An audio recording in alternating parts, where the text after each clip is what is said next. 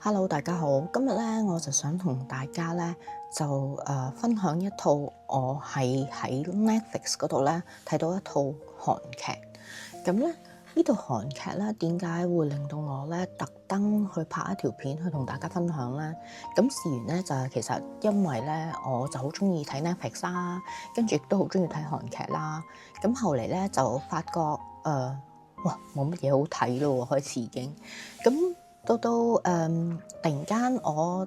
開機嘅時候咧，就見到金高銀呢個女仔啦，就有一套新嘅韓劇喎。其實咧就冇乜點一啲宣傳嘅，即係我有陣時，譬如以前咧會睇 Facebook 都會講下朴寶劍咧嚟緊有新劇跟住咧就宋慧喬又有新劇咁樣。咁但係咧呢套劇咧其實冇乜太大嘅 promotion 嘅。但係咧，就係因為基於我幾中意咧金高銀呢個女仔，因為佢咧揀嗰啲劇集嗰啲題材咧，我覺得都幾特別下嘅。即係我唔知係佢揀定係佢啲經理人幫佢揀啦。但係我覺得佢個揀嘅題材咧，其實係好特別嘅對我嚟講。咁所以咧 that's why 咧，我就幾中意呢個女仔揀嘅劇集。加上咧，佢個樣咧，我覺得係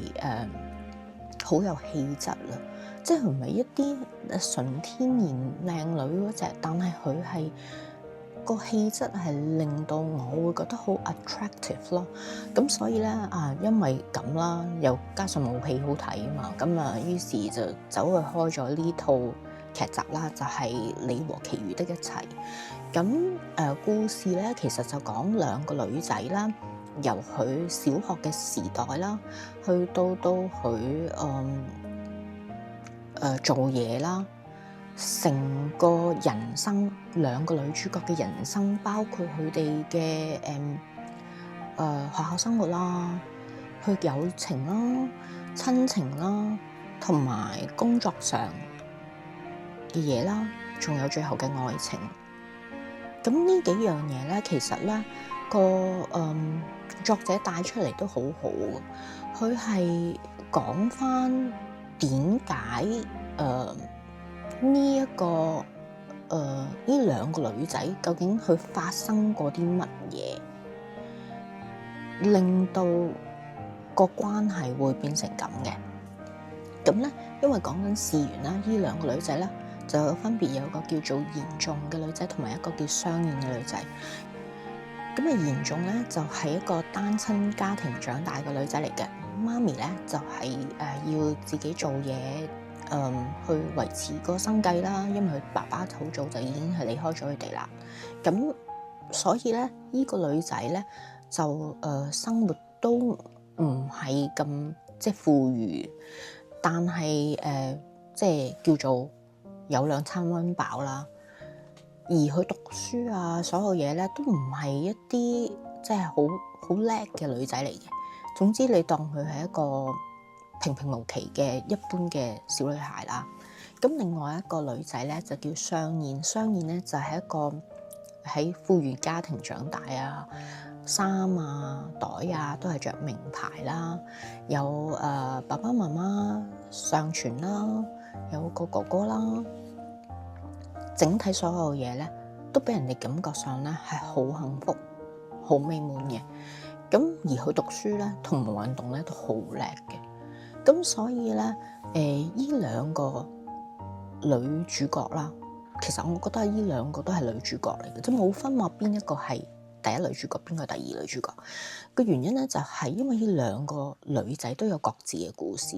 佢哋由大家互相羨慕對方啦，到去大家去憎恨對方啦，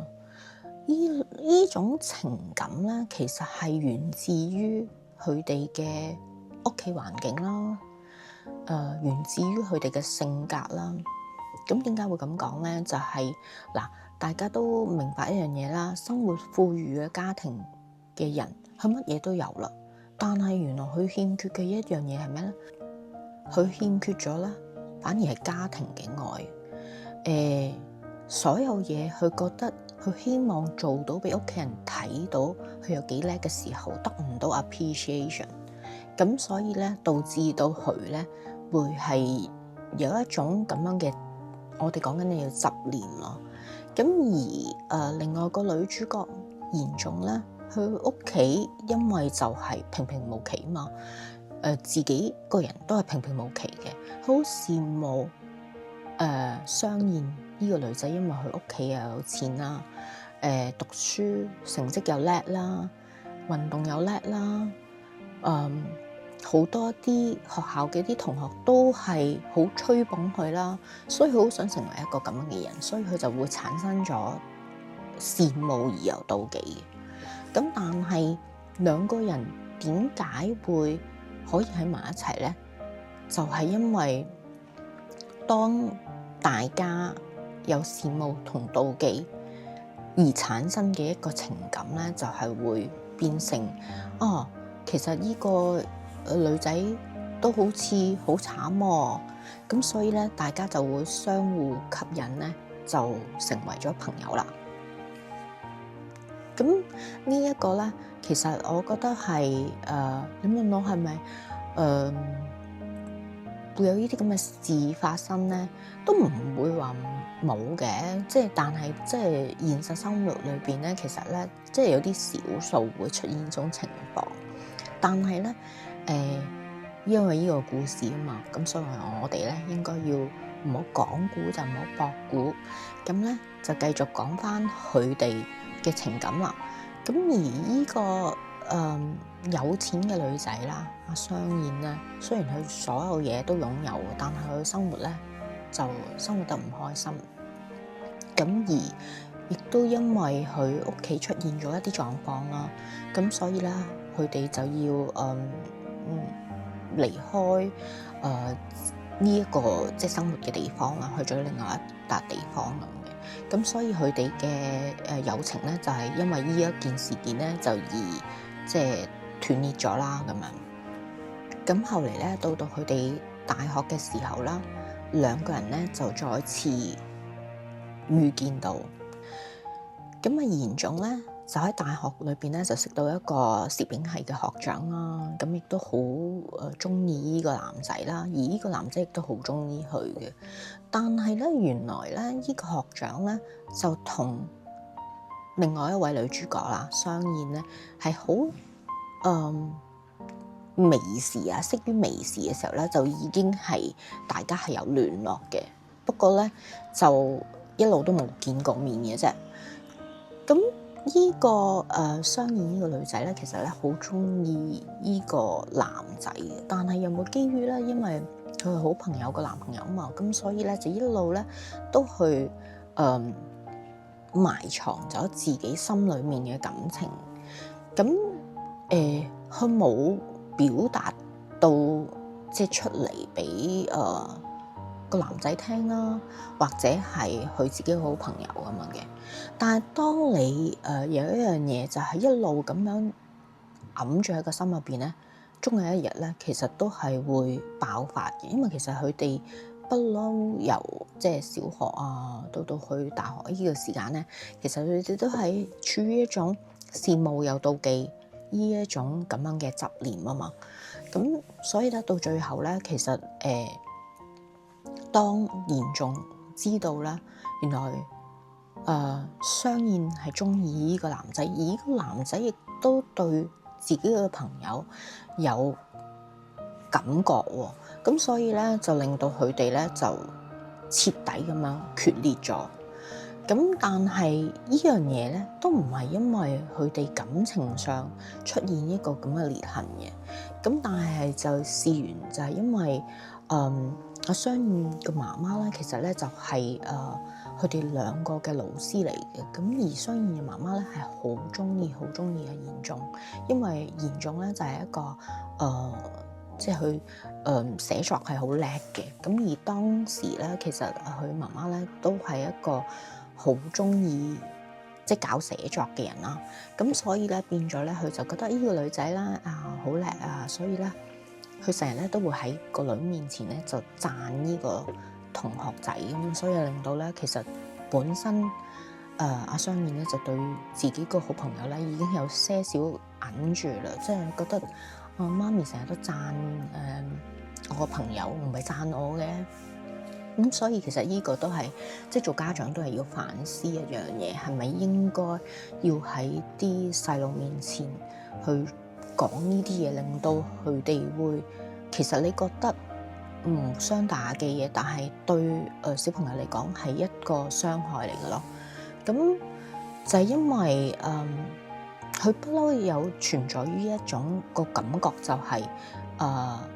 媽咪係中意個朋友，而哥哥都係對呢個朋友咧都係好好嘅，咁所以佢就產生咗個執念咧，就係所有嘢都係好似俾呢個朋友去搶晒咁樣。咁後嚟咧，佢媽咪咧因為咧就因為病啦，重病啦，所以咧就離開咗。咁佢嘅生活亦都係好拮據。咁但係佢嘅好朋友啦，阿嚴總咧，其實咧就用好多方法想幫個朋友，但係佢冇諗過一樣嘢，幫一個朋友令到呢一個朋友雙燕咧會產生咗更大嘅負荷，就係佢覺得好似所有嘢都俾人哋去可憐自己，咁所以咧令到佢咧就變成一個更加執着嘅人。佢覺得我唔想再俾人去可憐我要自己發奮。咁所以咧，佢就一夜之間離開咗自己啲朋友啦，去建立自己另外一個人生。咁但係咧，呢個人生對佢嚟講咧係都幾辛苦，因為佢為咗要儲錢啦，咁佢就要周圍去打工啦。即使遇到一啲好唔開心嘅情況咧，工作上好唔開心嘅情況，佢都要啞忍啦。咁佢攀到去呢一步咧，其實係真係唔容易，佢嘅生活係好難捱，好難捱。咁但係佢嘅做法就係利用佢呢一種執念啦，繼續佢自己嘅復仇行動。對於嚴重嚟講咧，其實咧佢唔覺得自己有做錯任何嘢，因為佢都唔知道佢自己因為想幫朋友咧，而令到個朋友咧個內心會受到咁大嘅傷害嘅。咁但係咧，因為雙燕嘅執念啦，而令到咧佢哋嘅關係更加係決裂咯。佢哋喺工作上啦，作出一啲叫做復仇嘅行動咯，咁而令到咧佢哋兩個嘅關係咧係日益交互嘅，去到某一個地步咧係完全咧就已經唔可能再大家繼續一齊工作落去，因為咧呢一個原因啦，而令到佢哋咧又再一次分開咗。到有一日啦，咁嚴總咧就收到雙燕嘅電話，咁咧就話要求見面喎。其實最初佢都唔想，但係因為咧雙燕已經去到咧喺佢哋個行業裏邊咧已經係做到好出色嘅，咁冇辦法啦，因為工作上嘅需要咧就要大家去見面。咁後嚟咧，雙燕就同嚴總講就話，因為佢得到一個末期嘅癌症。咁咧，佢好想嚴總咧去陪佢走最後一程，因為咧佢選擇咧想去瑞士安樂死。咁而佢亦都 offer 咗一樣嘢咧，就係話，我將我嘅身家全部俾晒你，你可唔可以陪我一程？咁當然對嚴總嚟講，佢唔係因為錢呢樣嘢。所以咧，佢就最初都係拒絕嘅。咁但係到後嚟咧，佢先至知道有好多嘢其實係因為一啲誤會啦，係因為自己嘅執念啦，而而令到大家咧決裂咗嘅。咁所以咧，當佢諗到呢一步嘅時候，咁佢就開始去反思下自己係咪應該要陪呢個朋友咧？但係咧，點解佢會最後決定真係去陪呢一個朋友咧？係佢都有好多心路歷程，因為個原因就係佢曾經見到佢個朋友因為癌症嘅折磨啦，受住嗰種痛楚啦，所以佢個心好唔舒服啦。但係同樣地，佢亦都諗另外一個問題，就係佢可唔可以承受到呢一種內疚咧？因為當你要去陪一個朋友去結束自己嘅生命嘅時候，呢樣嘢係咪人人都可以承受得到咧？因為咧，佢知道自己咧係一個好重感情嘅人啦，咁所以咧，佢知道自己未必一定可以去承擔到呢一種內疚，所以佢都想選擇唔陪呢個朋友行最後一程。咁但係後嚟佢就會去諗一樣嘢嘅，就係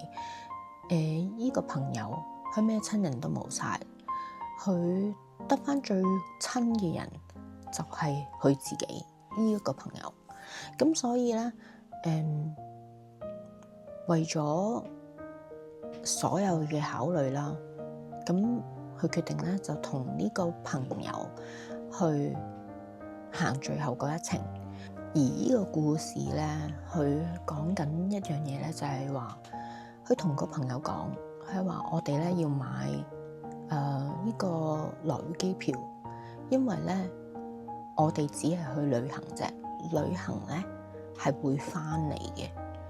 佢希望可以同佢個朋友一齊去瑞士，希望佢個朋友會去改變佢嘅諗法，唔係去結束佢嘅生命，而係陪佢去一個旅行，大家一齊翻嚟。咁其實你問我一句，係咪因為呢一樣嘢而令到佢會咁樣提出大家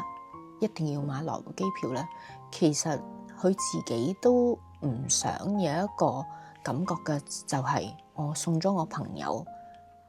過咗去，得我自己一個人翻嚟嗰種內疚。咁所以 that's why 佢會咁樣 propose。但係呢一樣嘢，另外一個女主角係接受佢所講嘅嘢，因為個原因係佢都明白到佢個朋友決定同佢去瑞士嘅話，嗰一種痛苦都唔係一件好受嘅事。咁所以咧，當佢哋去到瑞士嘅時候啦，咁會知道幾時會進行呢一個儀式啦。咁咧，原來咧我自己啦，因為睇咗依套片啊，我先知道個 case 就係嗰邊嘅都會有一個叫做嗰個叫做冷靜期啊，希望你去諗清楚，你係咪真係要選擇你結束你嘅人生呢一步咧？同埋佢哋都會係有一啲即係醫生嘅 consultant 啦，去再解釋俾你聽個情況究竟係點樣啦。咁我睇嘅時候咧，我其實覺得好心噏嘅一樣嘢就係，當你要選擇呢一步嘅時候，真係唔易。因為佢點解要再每一次要反覆咁樣去問你，你係咪咁樣嘅決定啊？你有冇改變啊？佢係唔想你行呢條路嘅，但係亦都希望你去諗清楚呢一個決定係咪正確咯。咁所以咧，當佢哋喺呢一段冷靜期嘅時候咧，兩個朋友咧就好似學生時期咁樣，大家一齊去旅行啦，周圍遊歷啦，嗰種感覺係都幾矛盾嘅，因為你可以話見到大家好開心嘅畫面，一齊去旅行，但係最終嗰步咧，就係有一個人會離開呢個世界。咁呢樣嘢其實真係唔係一件好容易嘅事咯。你問我一句，呢個世界上有安樂死呢樣嘢，究竟係好事啊，定係一件壞事咧？咁但係有啲人就會講，因為嗰啲人得到譬如 cancer 或者佢得到一啲病啦，佢真係痛不欲生，所以佢先至要選擇咧結束自己嘅生命。咁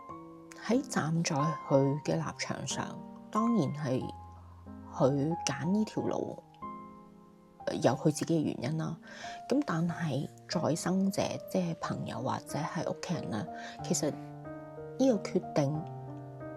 屋企人有呢個決定啦，你個朋友有呢個決定咧，真係好難受咯。因為個原因係你要睇住你知道嗰個人就嚟要離開自己嗰種感覺啦，其實真係好難受咯。咁但係亦都處於一個好矛盾嘅，就係你見到佢咁痛苦嘅時候，亦都會係好唔忍心咯。咁所以我話咧，呢一個議題咧，其實係冇一個啱定錯咯，係但係我覺得個作者希望啦，大家去反思嘅一樣嘢咧，就係應該要放下個執念，而係去珍惜而家你所擁有嘅嘢啦，要活在當下啦，咁樣先至係不枉此生咯。咁 that's why 點解我會第一次去講一個劇集，你可以話係完全劇透，亦都唔係，因為呢套劇咧係好值得你去睇嘅，花幾日去睇都好啦，係好值得嘅。因為唔關事，你知唔知個內容究竟係點樣，而係你要去慢慢去細味。點解我所講嘅就係要放下執念咧，要活在當下咧？因為個原因，我見到有好多香港人又好啦，喺英國生活嘅香港人都好啦，有陣時可能就係因為個執念而令到自己唔快樂咯。咁所以我希望透過呢套劇，其實係好 sad 嘅，但係亦都係個故事想我哋反思嘅一樣嘢，唔係安樂死啱定錯，而係應該要放下執念，活在當下。如果大家鍾意我嘅分享咧，記住留意我 channel 啦。如果我下次咧有一啲我覺得好嘅劇、好嘅片咧，我都會同大家分享嘅。而呢個 channel 咧，我亦都會同時分享啦，我嗰個英國生活啦，我嘅創業嘅里程究竟係點樣嘅？大家記住留意啦。我哋下次再見，拜拜。